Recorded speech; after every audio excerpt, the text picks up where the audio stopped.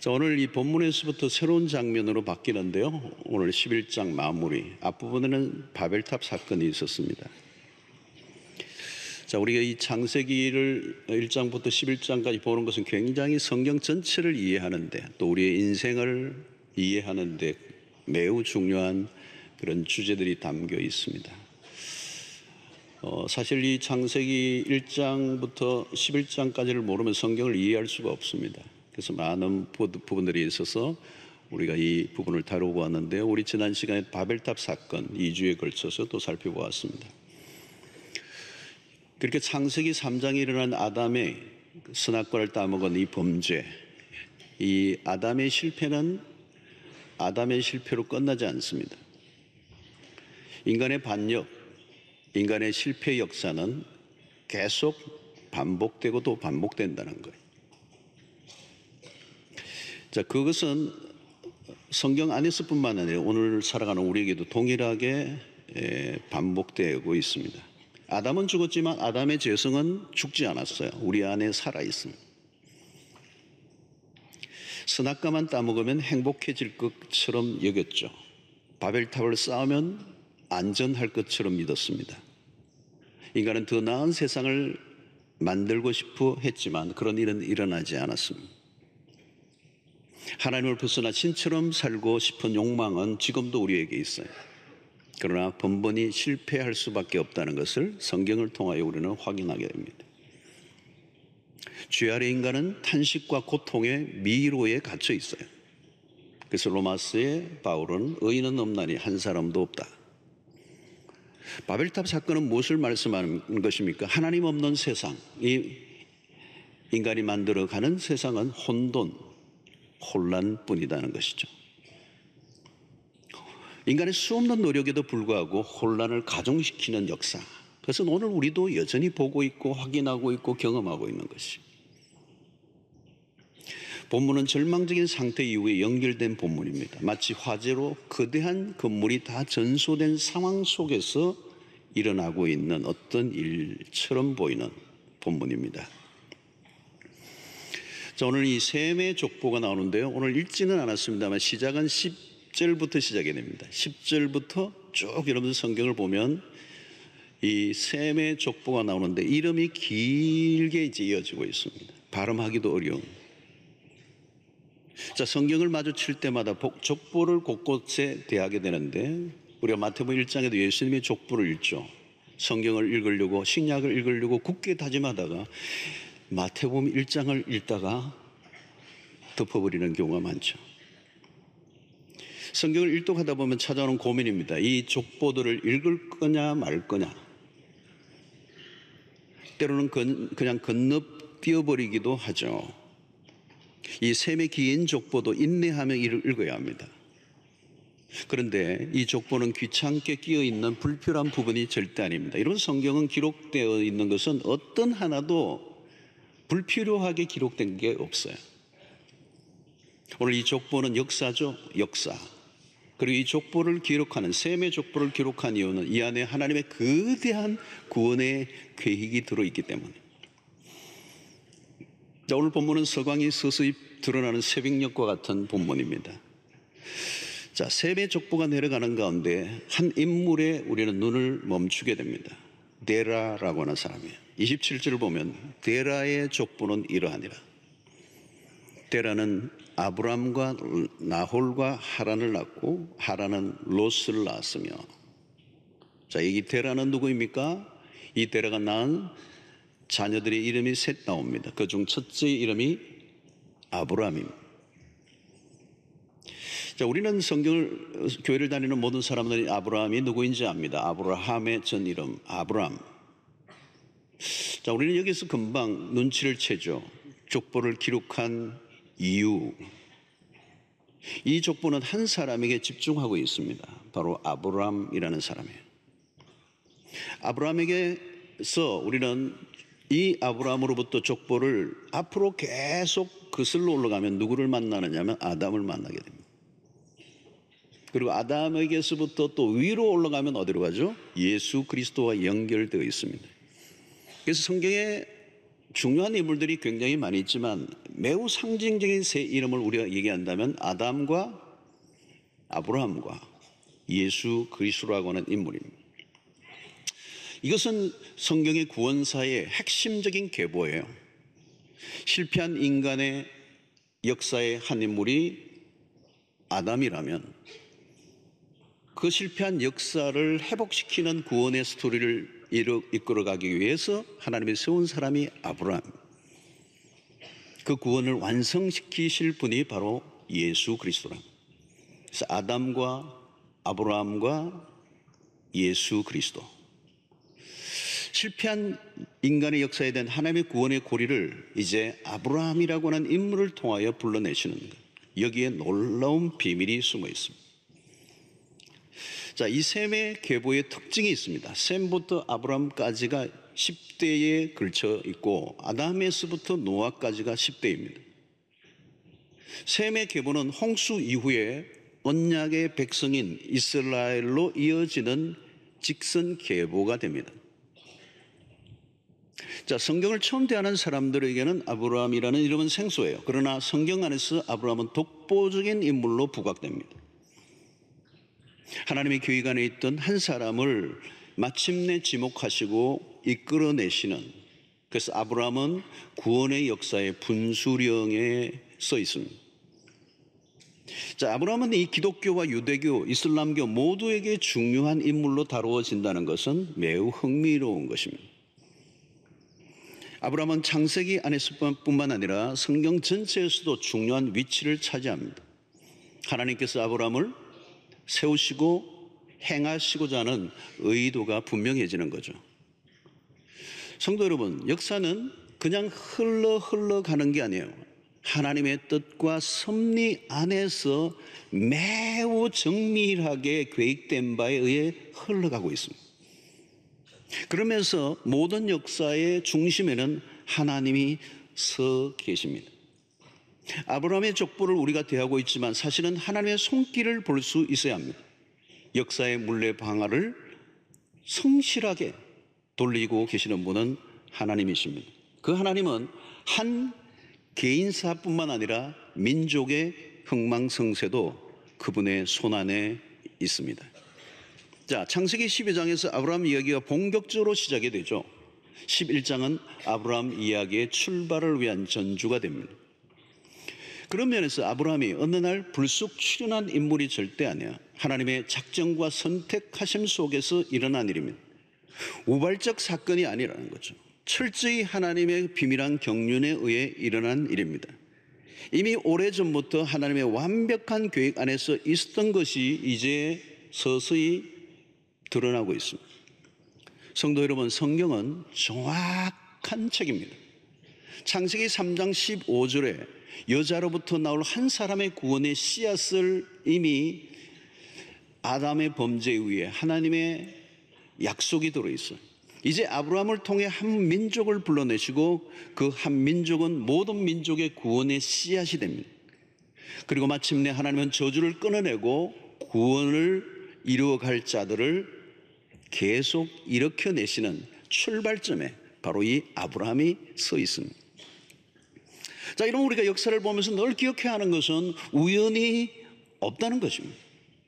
오늘 또 이 족보의 촘촘한 족보를 읽어가며 그 사람들의 이름들이 그냥 배열되어 있는 것이 아니라는 거죠.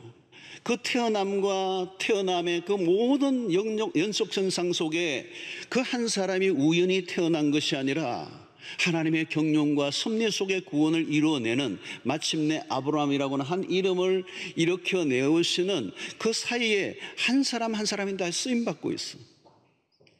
여러분, 오늘 우리의 삶도 마찬가지입니다. 우리의 삶에 어떤 것도 우연이 없어요. 내가 그냥 태어난 것이 아닙니다. 내가 우연히 어쩌다가 예수를 믿은 것도 아닙니다. 우리가 할 일은 항상 역사와 사건 속에 하나님의 손길을 찾아내는 거예요. 여러분, 세상의 역사관에는 우연이 있죠. 진화론자들은 늘 우연히 그래요. 다 우연이에요. 결혼도 보니까 우연히 어쩌다가 만나가 결혼했대요. 여러분, 하나님의 이 기독교의 역사관에는 우연이 없어요. 여러분, 뭐라고 얘기하죠? 우리는 섭리라고 얘기합니다. 하나님의 섭리가 미치지 않은 영역이 없다는 겁니다. 하나님은 인간의 실수와 죄까지도 모두 고려해 놓으시고 계획을 세우셨어요. 하나님에게는 우연이 없습니다. 하나님에게는 실수도 없습니다.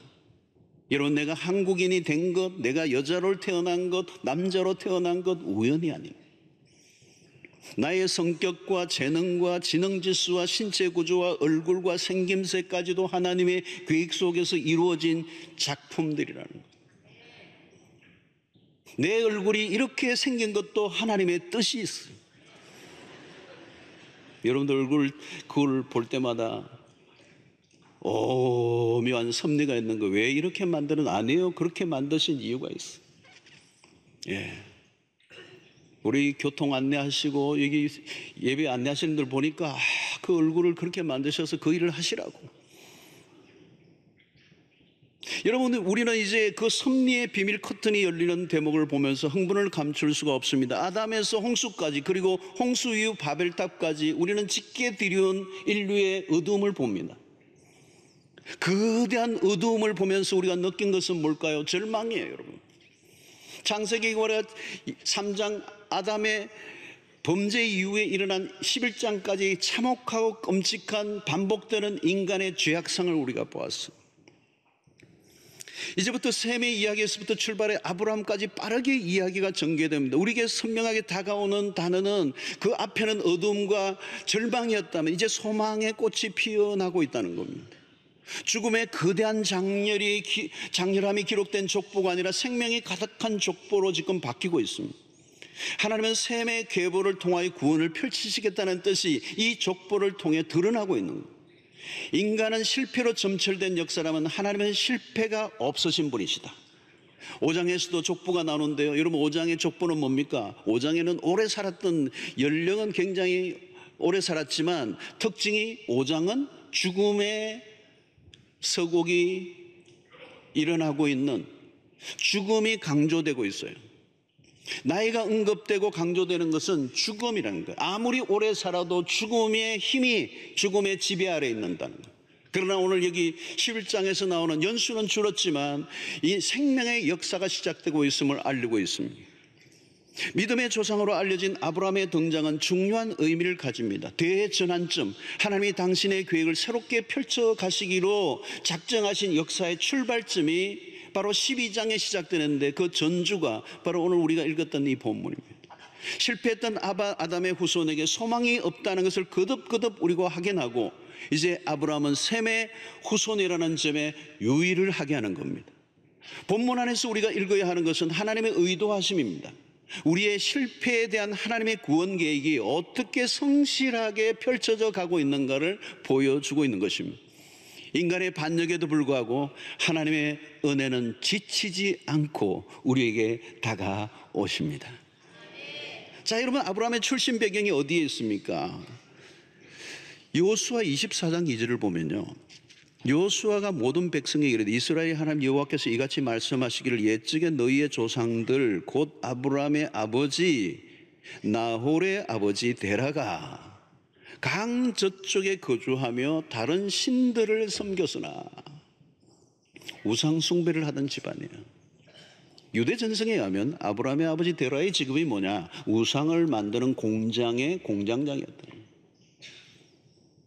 아마도 조상 대대로 우상을 만들어 파는 직업을 가진 집안으로 보입니다. 아마 목각이나 이런 걸 통해서 우상을 만들어서 그것을 내다 파는 그런 일을 했던 거죠. 이건 무슨 말해줍니까? 하나님과 거리가 아주 먼 출신의 배경을 갖고 있다는 것. 그럼에도 불구하고 하나님은 그를 구원의 도구로 사용하십니다.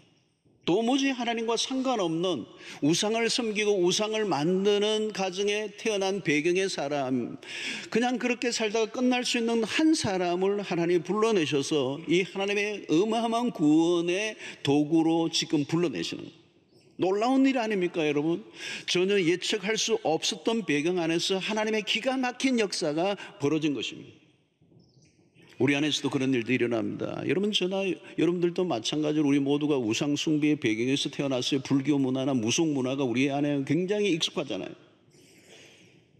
복음을 처음 저도 접했을 때 너무 생소한 기억이 났어요. 너무 다른 거예요. 나라 전체가 우상숭배로 가득했던 민족입니다. 그러나 우리의 신분이나 배경은 중요하지 않아요. 중요한 것은 하나님의 편에서 구원하시기로 작정하신 것. 3장부터 11장까지 우리가 줄곧 보아온 인간의 모습이 어떤 것이었습니까? 그 많고 많은 사람들 중에 노아 가정 밖에는 구원받을 대상이 없었다는 사실은 얼마나 충격적인 것입니까? 하나님께서 창조하신 인간과 그 세상을 쓸어버릴 수밖에 없었던 것은 인간의 죄악상이 얼마나 심각한가를 우리에게 보여주는 거죠. 홍수 이후에도 여전히 인간의 타락은 반복되고 바벨탑 사건은 인간이 갈 때까지 가는, 여러분 그렇다면 어떤 결론이 나야 될까요? 창세기 3장에서부터 계속되는 인류의 역사의 반복, 끝없는 하나님에 대한 반복과 죄악과 타락과 하나님에게 반역하는 그 역사가 멈추지 않는 그 모습을 바라보았던, 홍수의 심판 이후에도 여전히 변함없는 소망 없이 살아가는 인간의 죄악상을 바라볼 때 하나님의 편에서 내려야 될 결론이 뭘까요? 이제 끝내자 아니겠어요, 여러분? 이 정도면 끝나야 되는 거예요, 여러분. 저 정도 타락한 인간, 끊임없이 반복하며 하나님을 대적하는, 지속적인 반역하는 그 백성들에 대한 하나님의 편의 결론이 나야 돼요. 끝을 내야 돼요. 우리는 3장부터 11장까지 끊임없이 보아왔던 것은 인간에게는 소망이 없는, 어둠이 짓눌러 있는 저주 아래서 더 이상 구원의 여망이 보이지 않는 상태란 말이죠. 그런데 하나님은 다른 스토리를 만들어 가신다는 거예요. 신기한 일이 벌어져요. 하나님은 당신의 구원의 손길을 거두지 않으신다. 하나님의 은혜는 우리가 생각하는 범위를 훨씬 더 넘었습니다. 인간의 죄의 크기보다 하나님의 은혜의 크기가 훨씬 더 크고 놀랍다는 것. 여러분, 오늘 우리가 살아있는 것도 마찬가지예요, 여러분. 죄악이 넘쳐나고 반역을 일삼는 세상 가운데서 하나님은 당신을 섬기는 백성들을 끊임없이 일으켜 세우기를 원하시는, 하나님은 인간에게 역사를 맡겨두지 않으셨습니다. 하나님은 세상이 굴러가는 대로 내버려두지 않으셨습니다. 그것은 하나님이 본래 가지셨던 창조의 목적과 계획이 있었기 때문에, 인간의 반역과 실수에도 불구하고 하나님은 인간의 역사 속에 깊이 개입하시고 당신의 신실하신 뜻을 이루어내시기로 결단하시고 그것을 이제 실행에 옮기시는 작업이 바로 아브라함을 불러내시는 작업입니다. 여러분, 오늘 또 하나님은 우리를 그대로 남겨두시는 것은 우리의 선함이 있기 때문이 아니고, 우리에게 소망이 있기 때문이 아니고, 하나님의 구원의 계획이 있었기 때문에. 앞으로도 그래요. 우리의 실수와 허물은 계속될 거예요, 여러분. 그러나 하나님의 은혜가 우리를 덮어주시기에 소망이 있는 것입니다. 하나님의 구원 안에 들어와 있다는 것은 설명할 수 없는 은혜예요. 내가 예수를 믿는다는 것, 예수가 믿어진다는 것, 내가 얼마나 심각한 죄인이고 나에게는 예수가 아니면 소망이 없다는 것을 깨달아지는 것이 얼마나 신비로운 일인지. 우리가 예수를 믿는 순간 이 하나님의 언약 안에 아브라함의 족보 안으로 들어가 아브라함의 후손이 되는, 그래서 아브라함이 받았던 복을 우리도 함께 누리게 하시는 이 청량할 수 없는 은혜. 그래서 우리는 Amazing Grace라 그래요. Amazing Grace. 놀라운, 설명할 수 없는, 이해할 수 없는. 여러분, 우리의 어떤 열심이나 행위 때문에 구원을 얻는 것도 아니고요, 우리가 실패했다고 그것으로 망할 수 없는 자들로 부름을 받았다는 사실을 믿을 수 있게 되기를 축원합니다. 우리가 가져야 하는 믿음은 하나님이 누구이신가? 우리는 이 1장부터 11장까지 계속 보면서 우리는 하나님이 누구신가에 대해 주목해야 합니다. 성경은 하나님에 대한 책이에요, 여러분. 우리가 부족하고 실수를 하면 할수록 그럼에도 불구하고 우리를 징계치 아니하시고 우리를 처벌하지 아니하시고 우리를 받아주시고 용서하시고 구원해내시는 그 하나님이 누구이신가를 더 깊이 깨달아 알아가는 은혜. 여러분, 예수 그리스도가 누구이십니까? 왜 하나님이 세상에 아들까지 보내사 죽기까지 하게 하셨습니까? 왜 하나님의 아들까지 십자가로 몰아가셨을까요? 바로 하나님이 우리를 향한 무서운 집념, 구원을 이루어내시려고 하시는 하나님의 열심. 이런 성경을 보면 인간은 소망이 없어. 인간이 스스로 하나님 앞에 나아갈 수도 없고 하나님에게 반응하며 하나님의 앞에 선한 의로움이 아무것도 없는 심판 아래에 있어 마땅함에도 불구하고 하나님은 그 가운데서도 끊임없이 당신의 백성들을 일으켜 구원에 이르도록 그 열심을 멈추지 아니하시는 하나님. 창세기를 통하여 우리는 하나님이 누구이신가에 대해 눈을 열게 됩니다. 구원의 하나님. 하나님이 창조자이실 뿐만 아니라 우리를 결코 포기하지 아니하시는 하나님 아버지이심을 인정하는 은혜가 있게 되기를 축원합니다. 오늘 29절을 보면 아브라함과 나홀이 장가 들었으니 아브라함의 아내 이름은 사레며 나홀의 아내 이름은 밀가니 하란의 딸이요 하란은 밀가의 아버지이며 또 이스가의 아버지더라. 자, 여기서는 아브라함의 아내에게 주목합니다. 그의 이름은 사레라 그랬어요. 자, 그런데 이 사레가 어떤 형편이 있었습니까? 30절을 보면 사레는 임신하지 못함으로 자식이 없었더라. 자, 눈여겨보아야 할 대목입니다. 자, 임신하지 못했다는 것을 부각시키는 이유가 무엇일까요?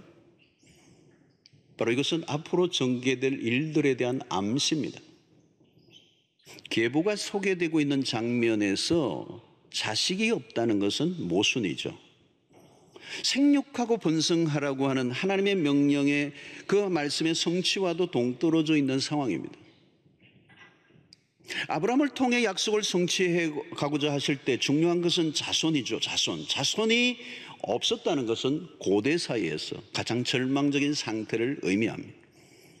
자, 아무런 희망이 없는 상태, 그것을 오늘 성경을 읽는 독자들이 그것을 바라보게 하고 있어요.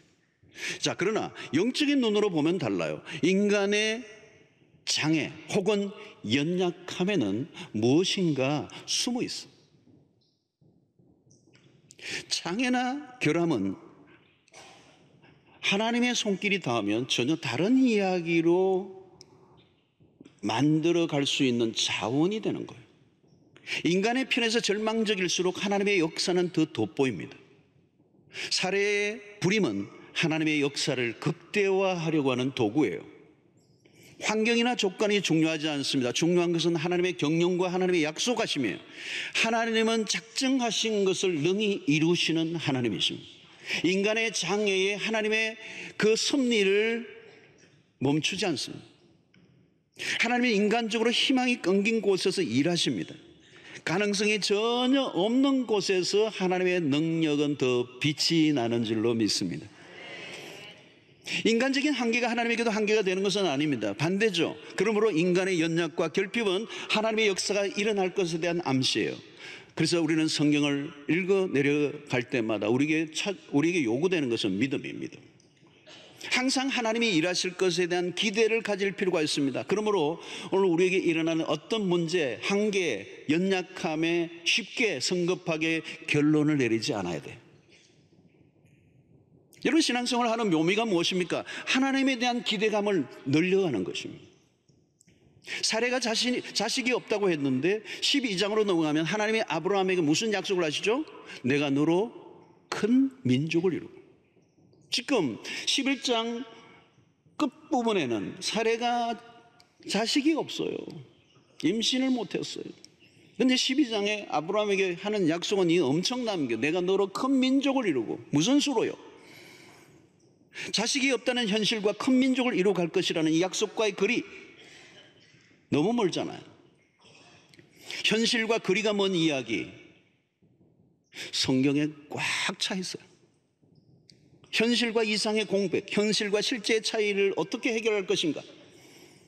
세상에서는 현실과 이상의 차이가 클수록 절망합니다. 그러나 하나님의 백성들은 그 차이가 클수록 흥분이 되는 거예요.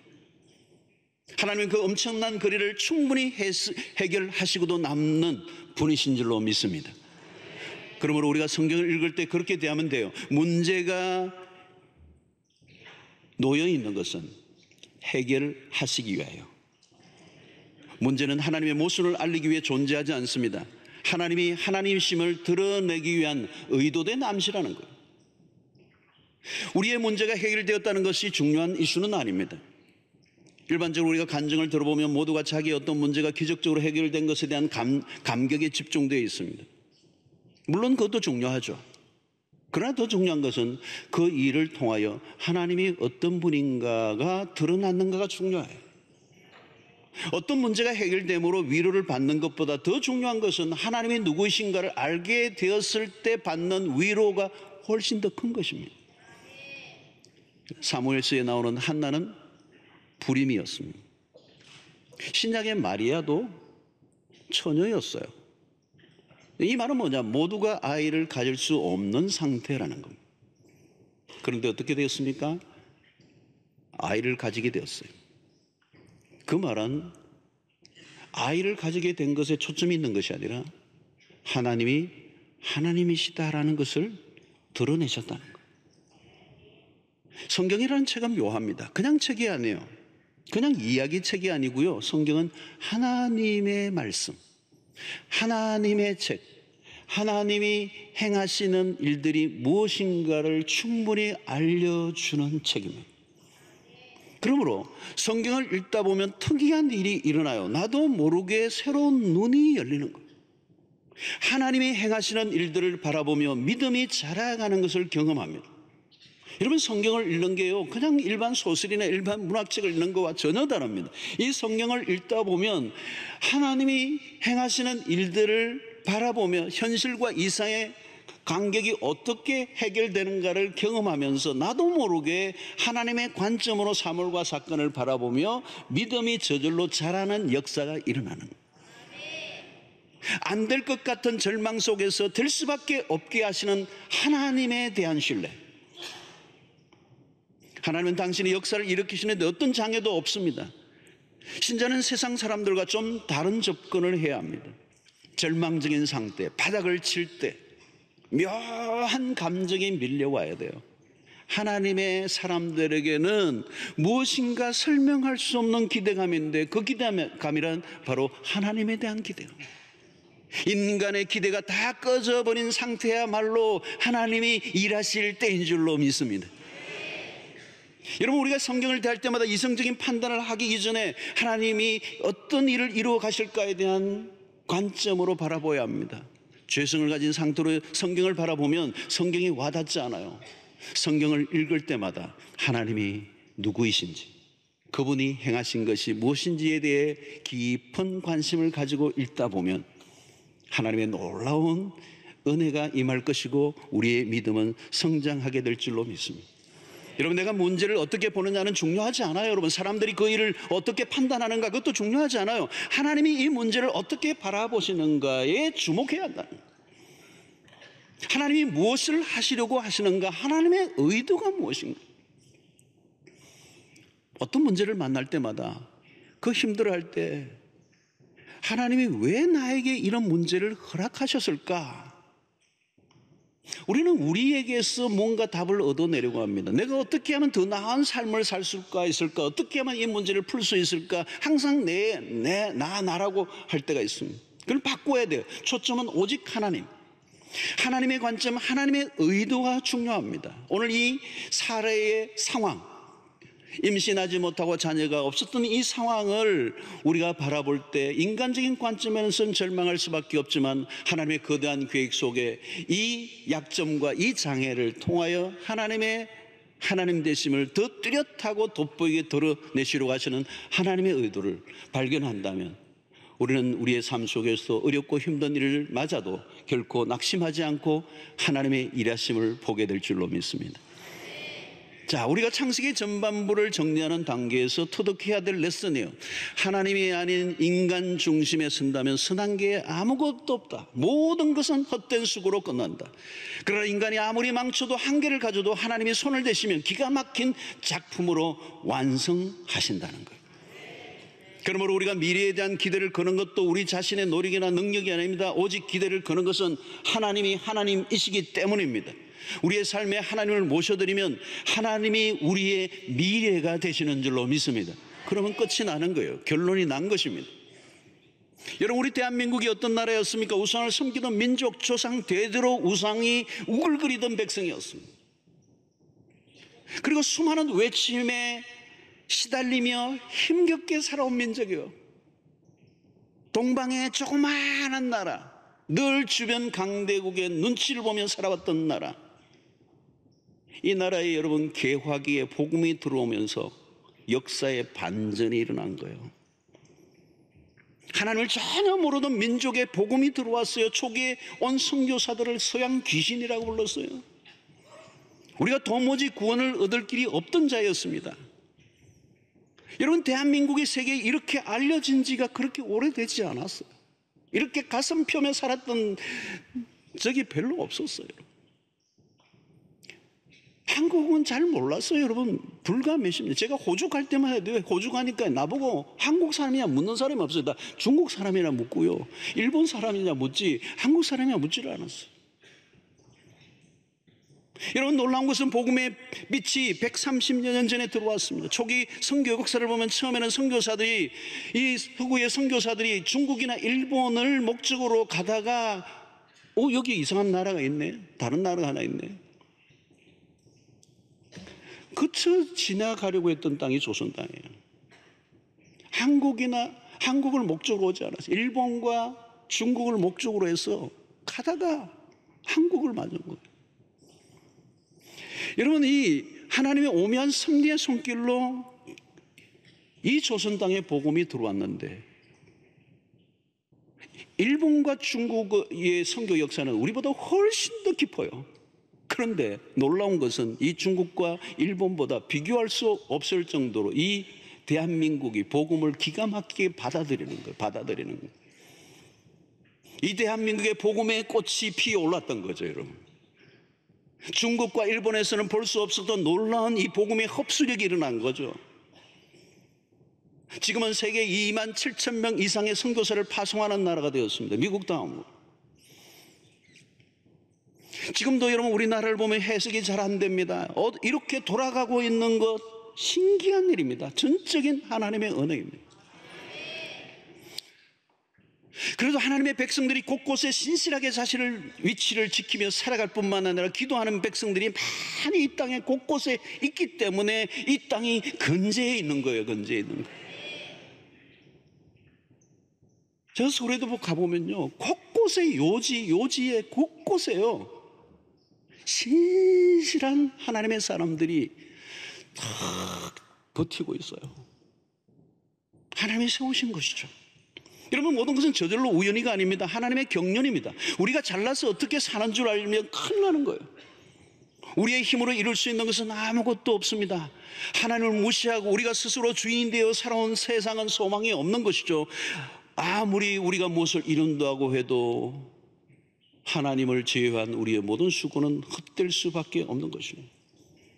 오늘 우리는 11장을 마무리하고 12장을 대하면서 우리가 아브라함을 잘 보아야 합니다. 죄로 망가진 인간에게서는 소망이 보이지 않음에도 불구하고 하나님은 아브라함이라는 인물을 내세워 하나님의 백성으로 받아들여 주시는 것, 거대한 전환점입니다. 우리의 운명을 우리에게 맡겨두지 않고 하나님의 자비로우신 손길 아래 두겠다는 약속을 하고 있는 것입니다. 이 얼마나 놀라운 은혜이요 사랑입니까? 여러분들의 삶 가운데 어려움을 겪고 있는 어떤 현실에 너무 낙심하지 마십시오. 문제가 있을수록 우리가 할 일은 믿음이 자라가는 겁니다. 믿음이 자란다는 것은 딴 게 아니에요. 하나님의 일하심을 보는 눈이 열리는 것. 우리가 좌절할 수 없는 이유는 하나님이 일하심을 우리가 보기 때문에. 인간의 못난과 실패에도 불구하고 끊임없이 다가오시는 하나님의 은혜에 우리는 감격하지 않을 수가 없습니다. 오늘 본문을 통해 아브라함이라는 인물을 통하여 안개가 걷히고 하나님의 기가 막힌 구원의 절경을 우리에게 보여줍니다. 새로운 역사, 새로운 전환점, 끊임없이 실패하고 넘어지고 반역하고 망가졌던 그 인류의 역사를 대반전을 일으키는, 이제 내가 구체적으로 인간을 구원해 내시겠다라고 하는 하나님의 작정하심, 그리고 그 구원의 경륜을 구체적으로 드러내시며 이 아브라함이라는 인물을 우리에게 보여주고 계세요.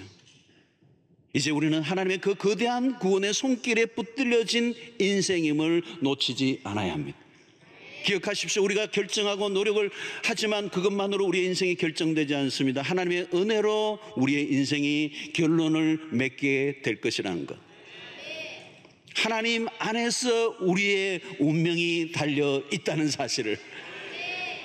우리는 실패할 수 없는 인생이에요. 하나님의 자비하심은 참으로 크고 큰 것입니다. 그럼 오늘 우리는 이 아브라함의 창세기 12장으로 가기 전에 이 마지막 전주처럼 잔잔하게 울리는, 그래서 캄캄한 어두운 밤에 서서히 빛이 발하여 어둠을 몰아내고 새로운 세계가 오고 있음을 이 11장 하반부에 우리에게 알려주고 있습니다. 하나님이 내가 너희를 구원해 내겠다는 것. 아브라함을 불러내시고 우리가 이제 믿음으로 아브라함의 후손이 되면 아브라함의 그 은혜와 구원의 역사가 우리에게 동일하게 임한다면, 그 하나님의 거대한 섭리 안에 우리의 삶이 들어간다면 우리의 삶이 어떤 일들이 일어난다 할지라도 하나님의 구원은 실패하지 않을 것이고 우리를 반드시 구원에 이르게 하실 줄로 믿습니다. 우리 인생에 복잡한 일들이 수없이 일어납니다. 오늘 또 우리에게 때로는 비극적인 것 같은 일들이 일어난다 할지라도 구원받은 하나님의 백성이라면 그 일은 결코 비극이 아닐 거예요. 때로는 그것이 실패로 세상의 사람들의 관점에서는 그것을 실패라고 결론을 낼지 모르지만 하나님의 구원의 큰 경륜 안에 들어온 백성이라면 그건 실패라고 말하지 않아요. 그 실패 속에 하나님의 구원의 계획이 담겨 있는 것이고 우리는 망할래야 망할 수 없는, 그래서 로마서 8장 28절에 바울 사도의 그 말씀이 그거예요. 하나님을 사랑하는 자 곧 그 뜻대로 부르심을 입은 자들에게는 모든 것이 합력하여 선을 이루느니라. 그래서 우리를 구원에 이르게 하실 거라는 거예요. 때로는 우리의 눈에 보기에는 절망스러운 일들이 일어난다 할지라도 결코 그것은 절망이 아니에요, 비극이 아니에요, 저주가 아닙니다. 모든 저주를 복으로 바꾸시는 하나님, 아브라함에게 나타난 그 축복, 그 약속, 너는 복의 근원이 될지라. 이 복이라는 단어는 바로 아담의 범죄로 인하여 찾아왔던 그 저주를 끊어내는 하나님의 새로운 역사의 출발을 아브라함으로 삼으시고 그 아브라함의 대열에 오늘 또 우리가 믿음으로 서게 하신 하나님을 찬양하고, 오늘 우리에게 whatever 무슨 일이 일어나든지 주님을 찬양하고 그분을 높여드리고 하나님의 위대하심, 그분의 구원은 실패하지 않음을 믿고 묵묵히 무슨 일이 일어나든지 범사에 감사하고 찬양하고 주님을 높여드리는 믿음의 삶을 살아가는 여러분들 되시기를 주의 이름으로 축원합니다.